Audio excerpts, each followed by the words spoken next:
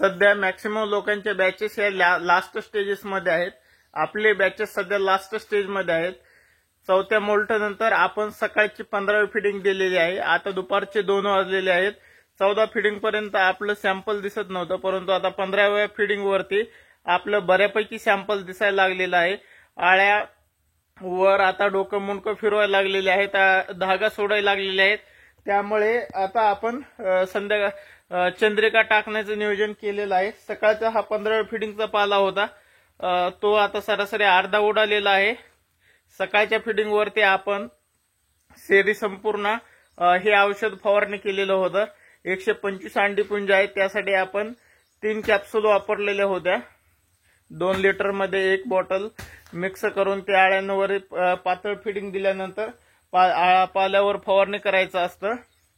आता हे पहा, हे सकाळच्या फिडिंग वरती अशा पद्धतीने बऱ्यापैकी पाला हा शिल्लक आहे, परंतु आता आळी ही आपली बरीच सॅम्पल वरती आलेली आहे। सॅम्पल वरची आळी ओळखायची कशी, तर जी आळी वर डोकं करून बसलेली असते, आता ही पहा समोर तुम्हाला आळी पिवळसर दिसते, पलीकडली आळी पिवळसर दिसत आहे। तर अशा ज्या आळ्या आहेत ज्या वर डोकं फिरवतात त्या आळ्या पूर्ण सॅम्पल वरती आलेल्या असतात। यावरून तुम्ही समजू शकता की आपल्या म्हणजे आळ्यांमध्ये किती टक्के सॅम्पल आलेले आहे, किंवा त्या आळ्यांना जर जागा भेटली, डोपा भेटला, तर त्यामध्येच ते कोश विणायला चालू करतात। आता हे पहा, इथं 2 आळ्या आहेत, या आळ्यांनी येथेच कोश विणाय चालू केलेलं आहे। अशा पद्धतीने आळ्या ह्या सॅम्पल आलेल्या समजायच्या।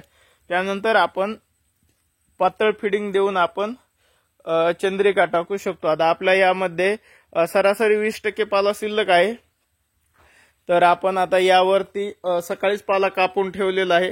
तो पाला पातळ फिडिंग देऊन आपण चंद्रिका टाकणार आहोत।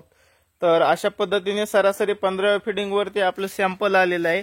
सकाळपर्यंत आपल्यालाही वाटत नव्हतं की सॅम्पल येईल की नाही, कारण सध्याच्या बॅचेस मध्ये नॉन स्पिनिंगचा प्रॉब्लेम खूप सारा दिसत आहे।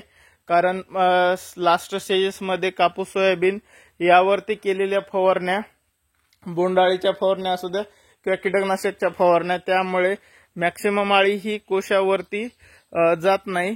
तर त्यामुळे तसे प्रॉब्लेम बरेच बॅचेस मध्ये आढळत आहेत। सध्या तरी आता आपली आळी ही कोशावरती बरीच आळी कोश विणण्यासाठी अशा पद्धतीने जागा शोधत आहे।